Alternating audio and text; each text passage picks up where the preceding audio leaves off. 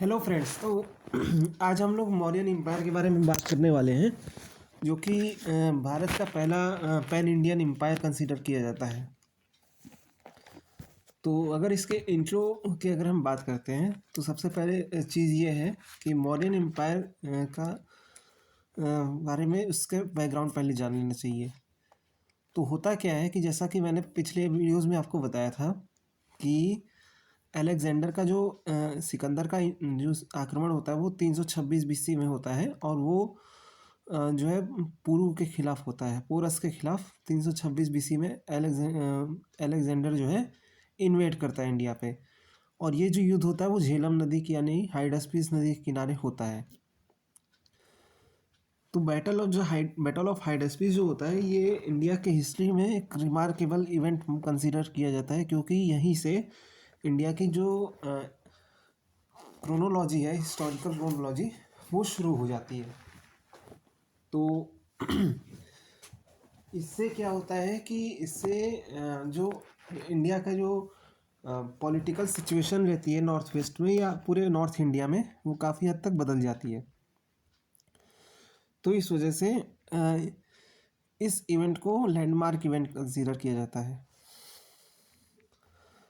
Battle के बाद क्या होता है कि बैटल के बाद ये होता है कि अलेक्जेंडर जो होता है वो पोरस को हरा देता है, और इस जीत से अलेक्जेंडर को एक मोराल बूस्ट होता है, और वो फिर अपने विश्व विजय के अभियान पे वो फिर से आगे बढ़ता है।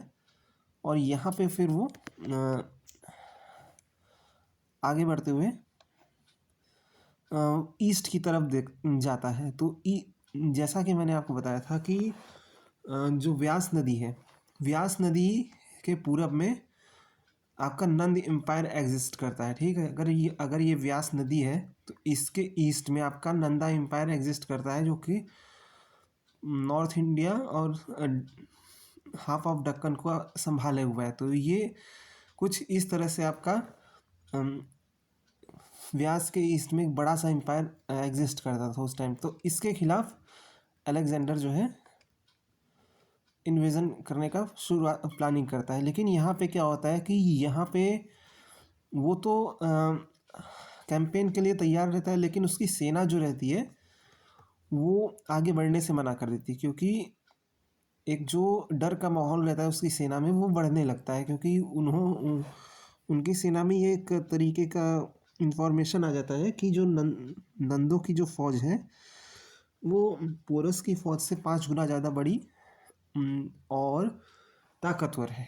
तो इस वजह से सिकंदर की सेना का हौसला पस्त हो जाता है और वो आगे बढ़ने से मना कर देती है। ये जो डर का माहौल है ये इसे उन यवन सैनिकों में पैदा करता है चंद्रगुप्त मौर्य और चाणक्य। तो ये दो ऐसे व्यक्ति रहते हैं जिन्होंने सिकंदर की फौज में एक डर का माहौल क्रिएट किया जाता है, और इसी का नतीजा रहता है कि वहाँ से फिर वो आगे बढ़ने से मना कर देता है, और फिर वो वापस जाने का रिटर्न जर्नी लेता है। जब वो रिटर्न जर्नी की ओर जाता है, रिटर्न जर्नी की तरफ बढ़ता है, तो 323 बीसी में उसकी मौत हो जाती है, जो कि बेबीलोन में पड़ता है, जो कि इराक में है, मॉडर्न डे इराक में है। ठीक है, तो 326 बीसी में सिकंदर का हमला होता है और 323 बीसी में इसकी डेथ हो जाती है। इसकी मौत के बाद क्या होता है कि इसका जो बड़ा सा एम्पायर इसने क्रिएट किया रहता है, मैसेडोनियन एम्पायर, वो इसके उत्तराधिकारी मेंटेन नहीं कर पाते, और फिर वो एम्पायर अब धीरे धीरे टूटने लगता है।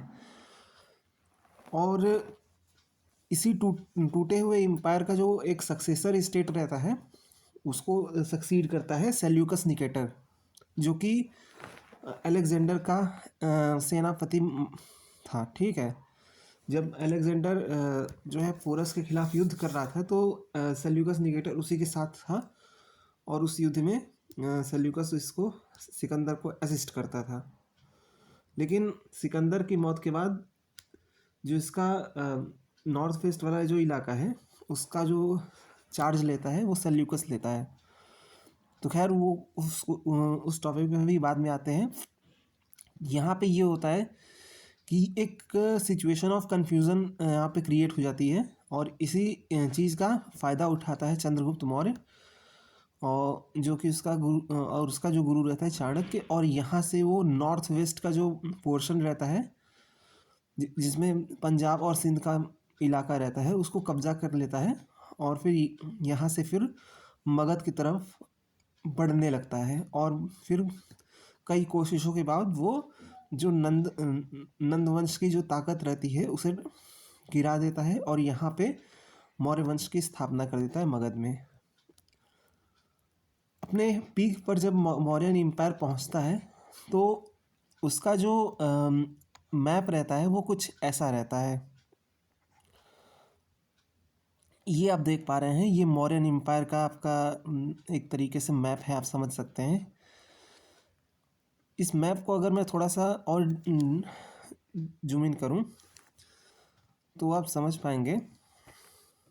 देखिए, ईस्ट में अगर मैं बात करूं तो ईस्ट में आपका पड़ता है समता, यानी बंगाल और बर्मा का कुछ इलाका है। यहाँ पे आप देख रहे हैं अराकान इससे बॉर्डर बनाता है। फिर मगध में इसका मगध तो इसका था ही, पाटलिपुत्र इसका कैपिटल था। इसके बाद अगर मैं बात करूं तो वेस्ट में अगर मैं बात करता हूं तो वेस्ट में ये आपका कंधार की तरफ आता है। कंधार और जो आपका काबुल कंधार का जो एरिया है ये इसमें आता है। इसके अलावा सिंध और बलूचिस्तान भी इसमें शामिल है, वेस्ट की अगर हम बात करते हैं तो। और फिर साउथ में अगर बात करते हैं तो साउथ में ये आपका, यहाँ पे आप देख पा रहे हैं ब्रह्मगिरी का जो है, ब्रह्मगिरी और स्वर्णगिरी ये सब इलाके जो हैं वो मौर्यन एम्पायर के साउथ पोर्शन में है। और फिर यहाँ पे कलिंग इसको बाद में एनेक्स किया जाता है, तो ये आप देख पा रहे हैं। और फिर इसके अलावा अगर मैं बात करूँ तो ये जो है सेल्यूकस का जो राज्य है ये इससे पश्चिमी सीमा बना रहा है, और यवन राज्य भी इसका पश्चिमी सीमा यहाँ पे दूसरा क्रिएट कर रहा है। तो एक तरीके से देखा जाए तो ये रफली मौर्यन एम्पायर का मैप है, जो कि अपने ग्रेटेस्ट एक्सटेंट पे ऐसा कुछ हुआ करता था। अब हम बात करते हैं चंद्रगुप्त मौर्य की। तो इसका टाइम पीरियड जो है वो ध्यान रखने की बात है कि 321 बीसी से लेकर 297 बीसी तक ये रूल करता है मगध पे। इसकी जो शुरुआती लाइफ है, प्रारंभिक ज़िंदगी, इसके बारे में हमें कुछ ज़्यादा पता नहीं है। बस कुछ किंवदंतियाँ हैं इसके हिसाब से। और उसमें भी सोर्सेज की अगर हम बात करते हैं तो मुद्रा राक्षस एक प्रमुख सोर्स माना जाता है। और उसके हिसाब से अगर बात करें तो ये बड़े ही हम्बल बैकग्राउंड से आता था, और लेकिन अपनी काबिलियत की वजह से ये भारत का सम्राट बन जाता है। मुद्रा राक्षस ये बताता है कि इसकी मुलाकात चाणक्य से होती है जब वो मगध में राजक्रीडम नाम का खेल खेल रहा था।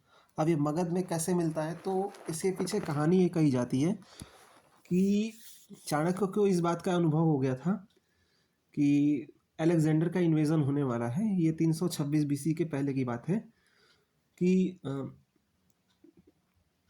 अलेक्जेंडर का इन्वेजन होने वाला है, और इस चीज़ को ध्यान में रखते हुए चाणक्य जो है वो नंद एम्पायर का जो महल है वहाँ पे जाता है और उससे कहता है कि आप इस मामले में थोड़ा सा सजगता बरतिए और नॉर्थ वेस्ट के जो भी राज्य हैं उनको सहायता प्रदान करिए, ताकि जो अलेक्जेंडर है, सिकंदर है, उसकी सेना आगे न बढ़ने पाए, वरना भारत के लिए काफ़ी ज़्यादा नुकसानदायक होगा। लेकिन यहाँ पे जो धनानंद रहता है वो चाणक्य का अपमान कर देता है और कहता है कि हम राजा हैं, हमें ना बताओ कि हमें क्या करना है, इसलिए तुम जैसे ब्राह्मण की सलाह की मुझे कोई ज़रूरत नहीं है, इसलिए चले जाओ यहाँ से। यहीं पे चाणक्य अपने प्रतिज्ञा लेता है कि जब तक मैं इस नंद वंश का नाश नहीं कर देता मैं अपनी शिखा नहीं बांधूंगा। तो ये इसी से धनानंद नाराज़ हो जाता है और उसको मरवाने का आदेश देता है। तो फिर इसी से बचने के लिए वो इधर उधर फिरता रहता है पाटलिपुत्र में।